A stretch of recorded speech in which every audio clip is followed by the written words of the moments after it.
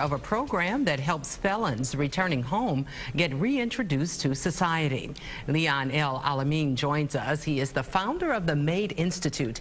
He'll share his story of being a young man in Flint caught up in the illegal street drug trade. He spent several years behind bars but vowed to come home and make a difference. He'll discuss the work of his organization, MADE Institute. He'll also share his story of redemption. Kenneth Marzicola will also join us today. He's recently been released from prison, and he signed up with the MADE Institute to help turn his life around. He'll share his story and also his hopes for the future. It promises to be an eye-opening Newsmaker today, and we hope you can join us. It begins in just moments.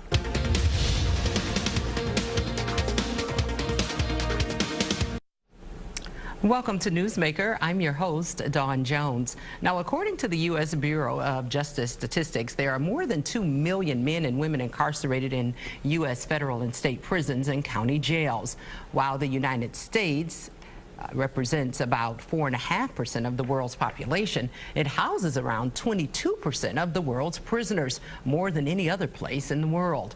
Joining us today is EL-Alamin. He's a former prisoner, but he's now back home in mid-Michigan in the community trying to make a difference. And thank you so much for joining us today. It's a pleasure to have you on. Likewise, likewise. So you are a Flint native, and let's first just talk about your story a little bit.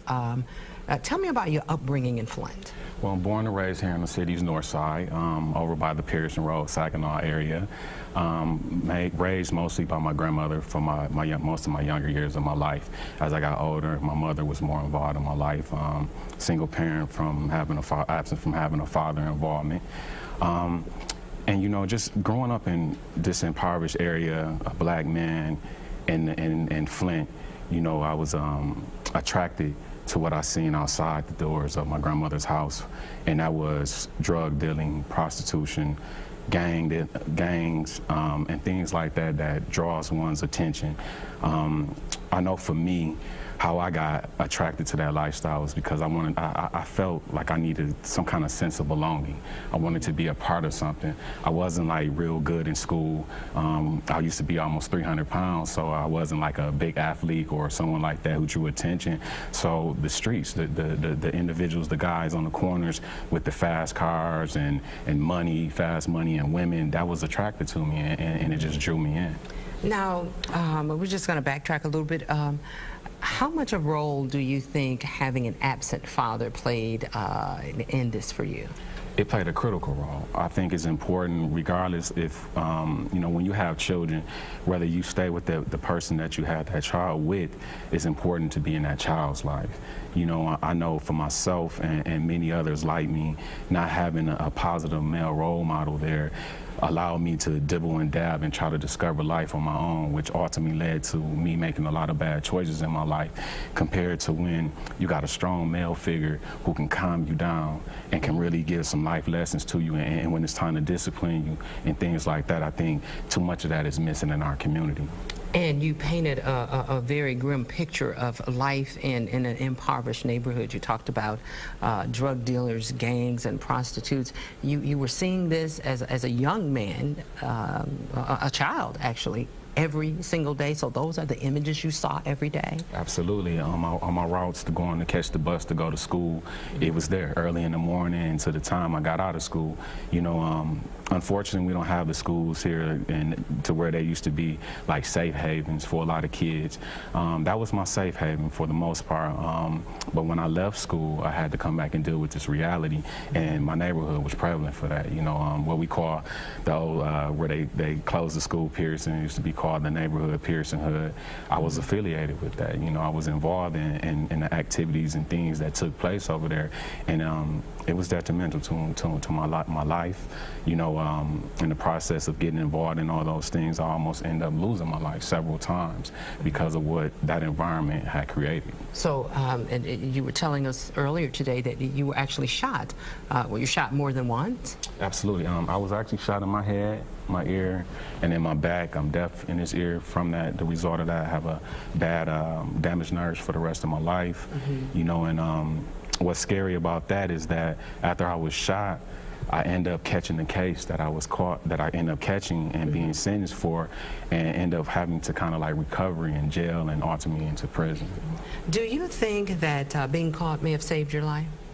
Absolutely, absolutely. I was headed towards death, and I seen it. You know, a lot of people around me were constantly dying. I lost one of my best friends over $10 in a dice game. I lost another good friend at the corner store for telling jokes. An individual was out of his mind and just blew his head off. I was seeing things like that, and I knew. In the neighborhood, people were easy to shoot, and you know, they were easy to anger and easy just to pull a trigger. Is that the reality of that? That's the reality. That's the reality of the street life, and when you're really in it, that's what comes with it. You know, is no in between. If you get into that world, that's what it breeds, to where you have to carry guns, where you put your not only your life but your family life is always in danger and things like that. And that's what that whole community had turned out to be. The whole community was drug infested, and this was the environment kids like myself had to grow up in. Now, how old were you when you went to prison, and how did that experience change you? Well, I was actually 21 years old. I had like a 3-year run out in the streets from the time I was 18. I actually graduated. I kept a promise to my grandmother I would graduate. But once I graduated, I really got into the streets. And so by the time I was 21, the law had caught up with me. I had caught this case, what I call rented friends, and individuals that I had around me when you're doing good and you can do things for them, you got money. One of those individuals ended up setting me up, and I ended up catching the case for drugs and possession of a gun. So what's life like behind the bars? Obviously a lot of time to reflect. And is that where you decided that you were going to break this cycle, at least in your family? Absolutely, absolutely. You know, when I was sentenced to 12 to 20 years, and I'm thankful a drug law change in 2003 came about, and I ended up only having to serve 7 years. But while that time, during that 7 years, I was in what they would call a high-level security, where you 22 hours locked down, you only get 2 hours outside. You're in there with lifers and people who are never coming home. I had an opportunity to meet some good individuals, some lifers who became mentors to me. And they just that really, can happen. So people behind bars can become mentors. Absolutely, absolutely. And it's one individual in particular, Mr. Mubarak Ahmed. It's two actually, I'm sorry, and Mr. Dwayne Roper. They were two lifers, and they kind of took me under their wing, and they would just let me know about how they made some bad decisions and choices in their life. And I would listen to these guys every day, and I started to really reflect on my personal life and the damaging things that I was doing. So that mentorship, also my spirituality. I grew up in the Baptist church family with my mother and individuals. While I was incarcerated, I converted to Islam as a discipline for me, as well as started studying more about my history and ancestors, gaining that knowledge of self. I think it's very important. These were the things that was never taught to me in my household or in school. So I became inspired reading about Harriet Tubman, Booker T. Washington, Malcolm X, and individuals who have similar stories like me, especially Malcolm X is like one of my greatest heroes, you know, because he was a street hustler, and I read his story and was like, I seen myself in it. And I knew it would be things like that from the reading, reflecting, exercising, spirituality, and that mentorship. I decided I had to come back out here and be a part of the change. Yeah, and did you find that those mentors became like father figures to you, the fathers that you never had? Absolutely. Big brothers, a father, you know, these guys are everything to me. You know, I keep in contact with them to this day. Actually, these individuals have particular cases to where the state is looking at them to where they may have an opportunity to seek freedom again. You know, so I'm very optimistic about that. I would love to have some of those guys who serve their time and can be really assets and be mentors out here and help us with this work. All right. Newsmaker will return in just moments. We're sitting down today with EL-Alamin. He's the founder of the MADE Institute, and we'll learn more about that in our next segment.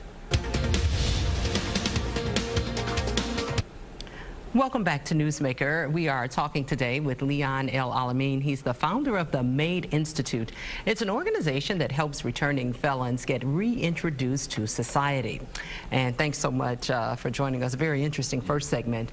So while in prison, you decided that when you got out, you were going to make a positive difference in your community. Is that how MADE Institute came about? Absolutely. I have a younger brother and sister that's up under me, and I would hear about all the horror stories. It was getting younger and younger, the young folks that was trying to follow that same path that I once took. They're killing each other and things like that, and I knew I just had to do something. Another individual that I met while incarcerated, that was from a different neighborhood of mine. We used to be kind of like rivals in the drug trade. He was from what they call Merle Hood. I was from Pearson Hood. It was very ironic, that same mentor he ran across in prison, and we ended up linking up, building a strong relationship. Mr. Tim Matine, who's also one of my business partners and board of directors of MADE Institute. And, you know, it was just like, we have to do something. You know, I was just seeing like these kids out here, they're more hardened. They're feeling like it's hopeless. There's nothing for them out here. And I feel like we have, with our life stories, we have something to offer. We can connect. We can relate to them. And I think that's very important moving forward and bridging the gap and discovering the things that they may need to make it to the next level and be successful. What does MADE Institute stand for, M-A-D-E? It stands for Money, Attitude, Direction, and Education. And the reason it's an acronym and the reason we named it that, these are the things individuals coming out of prison need. They need money, but we want to show them ways of how to make legal money to provide for themselves and their family. And to achieve that, you have to have a positive attitude. So we want to help them work on that attitude so they can get to the stage of getting good jobs and things like that to make legal money. And that takes direction. So we're giving them direction and, of course, proper education, which is ongoing. You know, so we feel like those are the key ingredients that an individual needs when they came out. So that's kind of where the name came from. And it was founded in 2014. Yes. And already your organization is getting recognition. You've had some funding from the foundations here in our community to help you with your mission and support you. And tell us about the recent award, the Unsung Hero Award you just won. You know, I'm very thankful for the Flint branch of NAACP, the Mayor of Flint, Dr. Mayor Karen Weaver, and all her support for the Unsung Hero Award, Vera B. Rising. Anyone who knew Miss Vera B. Rising, she was a servant for the people. So this award here means so much to me. You know, I'm very thankful to receive that and appreciative that individuals and the community are starting to recognize the work that myself and the board and those involved with the MADE Institute are doing. So it means a lot. Now, when a person is, and congratulations on those awards, and when a person is released from prison, what do they have as they try to reintroduce themselves to society, and what's the biggest challenge? They have a bus pass and the clothes on their back. And if they don't have any family support, that's pretty much it. So when they come back, you have to meet your PO and then the criteria and things that they may have for you. But for the most part, you're limited in resources. And for a lot of individuals, they may have burnt bridges or family members may have passed on, so they have no support. And that's why this work is so critical and so important. And this is why we're so passionate about reaching individuals who are returning back into this community. Now, how hard is the work? It has to be hard. It's very hard. It's very hard. You know, I stay prayed up. I would like to say that, you know, because you're dealing with so many different mindsets and different individuals who are dealing with different situations or things that they're trying to deal with in themselves. So each individual is a little different, but you know, I have a great support team around me, and we're having some progress and we're making some things happen, so I'm very thankful. But it's very hard. Now, tell us about some of the programs there at the MADE Institute. I know housing is one of them, and you also have a green initiative where you're helping people, returning felons, get introduced into to green technology and how they can help reduce the carbon footprint and all of that. So tell us about the programs there. Absolutely. Well, with the Roof My Foundation, I'm very thankful. Major Foundation seeing the importance of the work that we're doing and was willing to invest into a grassroots kind of early young organization as they have, supporting us with that funding allowed us to rehab the home on the city's north side and turn it into a transitional house, which houses 4 individuals. We do ours a little different than some other transitional housing. We really want to we made it a safe place and somewhere that's like inviting and comfortable. It doesn't make a person feel like they're still in prison when they come back out. Some other initiatives that we're big on is vocational training in the skilled trades, and that's part of that green initiative. Prior, like last year, we got some funding as well, and we partnered with another group to actually get that started, where we worked with 10 individuals that came home from prison back to the city's north side, and we found high success. These individuals are still working to this current day. All 10? All 10. Okay. All 10. So that's a 100% success rate. Absolutely, absolutely. Yeah. So we've seen that that can be very effective. The construction industry is very felony friendly. So we're working right now with the state of Michigan and doing another collaboration and partnership to continue that skilled trades process. Also, we're big on life skills and mentoring. Can never enough mention the importance of having mentors. For myself and many others, it started with those lifers in prison, and that's what individuals like myself are doing here on the outside with individuals that we come in contact with. You're paying it forward. Absolutely. Paying it forward. Absolutely. Now, and congratulations on that 100% success rate, but how difficult is it to keep people from returning back to that life once they come back to the same community they left? It's very difficult when there's a lack of resources and a lack of collaborations and individuals seeing the importance and need for this type of work. I think our biggest hiccup is not having enough funding to keep programming going throughout the year, and that's something that myself and my team, we're working with a consultant from the BEST project with United Way. We're also working with consultants from SIPI to build our programming out and to structure our organization to be able to receive more funding and accept larger amounts to where we can really be more proactive with these programs and help a lot more people. All right. Well, in our next segment, we will be joined by Kenneth Marzicola. He's recently been released from prison, and he's currently enrolled in Made Institute. And of course, Mr. EL-Alamin will join us for that segment as well. We'll be right back.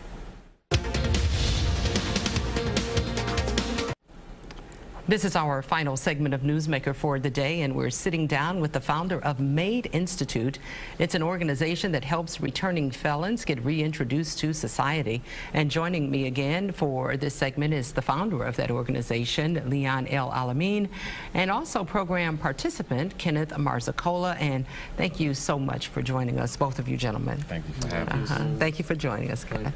Now, Leon, why don't you tell us how you, first of all, go about choosing a person to participate in the Made Institute? I know funding is limited, space is limited, so you really have to put a lot of consideration into who you consider for the program. Absolutely. We try to identify and work with those who are kind of like motivated.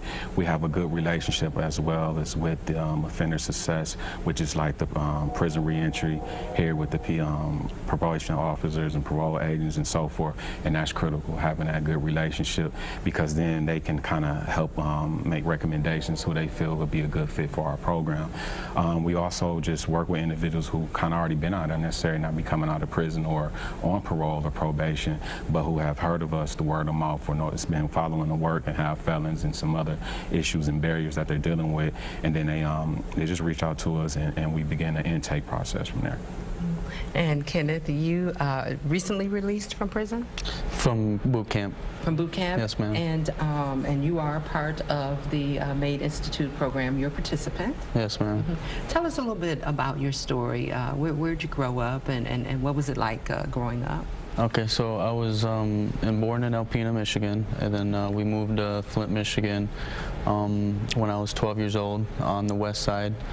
And growing up was fine. I was raised by my mother and stepfather, and so when I was about 12 years old, two of my uncles that was released from prison got tethered to my house, and that's when I began to see drugs and the party life and fast money. So I kind of was around that for a long time. So I wanted to be a part of that, you know. That's all I see. It was attractive to you. It was attracted to me, so that's how that came about. And so how long did you spend in boot camp? How long is boot camp? Boot camp is 90 days. 90 days. And how did that boot camp experience change you? It changed me is I had to swallow my pride when I first got there because they're always in your face, you know. And then I learned discipline, a lot of discipline. And, you know, there's a lot of programs in there, too, that I benefit from. I got my GED in there. Okay. And I had substance abuse class that I graduated from, too. So that's very beneficial, too. And a couple of certifications that I got, some Microsoft certifications. And so you got some skills that, you know, correct. So you can be employed. At least you can work the Microsoft Office suite, you know, when you get out. Okay. Yes. So now Leon was telling us that they look for people who are motivated. Are you motivated to make a difference in your life now that you have this? Do you feel like it's a second chance for you? Yes, 100%. I'm definitely motivated. I do got a daughter that's 3 years old, and I have a boy on the way right now. And I'm motivated. I just want to change my life, you know, and they offer that. They have a lot of programs, especially the skills trade program that I'm going to be involved in. And I'm very excited about that because that will give me certifications also for better jobs, you know, because being a felon, that kind of hurts me on getting a better job, you know, and that's going to help me get a better job. The more skills you have, correct. The more attractive you look to employers. Right. Yeah. Right. And what are your goals for the future? You have a young family.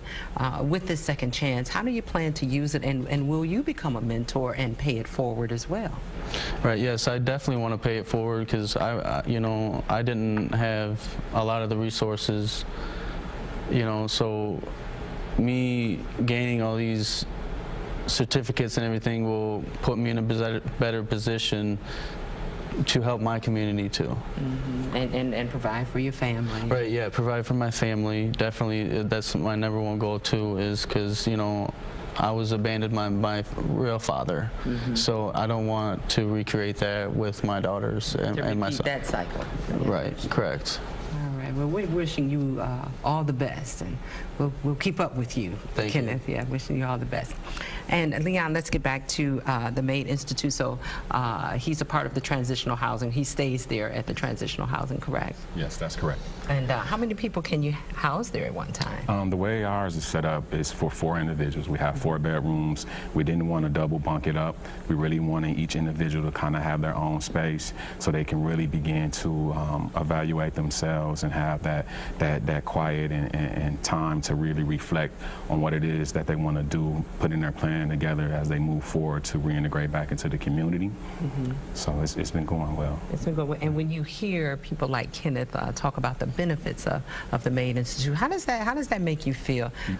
You know, to know that while you were behind bars, you vowed to make a difference, and it appears that that is what's happening. It makes me feel awesome. You know, I can't say it enough. We were just having this conversation at class yesterday, and we were talking about some things that, you know, like when an individual been through those type of situations, and to see where we at now, and then when you see individuals who are benefiting from it, that means the world to me, because that's what it's all about. It's about me giving back to this community that I feel like I took so much from, you know, and it's just the first step. And I really believe, like, the more support and things we get, we're going to be able to affect and have a greater impact on more lives. Now, very quickly, because our time is running out in about 10 seconds or less, talk about that support. How can someone support you in this mission, and how do they contact you? Well, we have a website at www.madeinstitute.org. Also, phone number is 810-835-8304. Our main office is located at the Sylvester Boom Empowerment Village, which is at 4119 North Saginaw Street. Our office space is on the 3rd floor, and you know, you can just contact us today. All right. Thank you, Kenneth, and thank you, Leon, for joining us today. And of course, we thank you at home for watching today's Newsmaker. Until next time, I'm your host, Dawn Jones.